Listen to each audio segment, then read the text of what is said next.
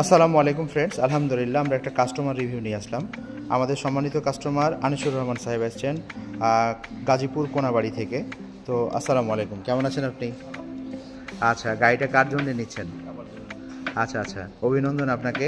আমাদের এই 111/1 চলে যাচ্ছে কোনাবাড়ি।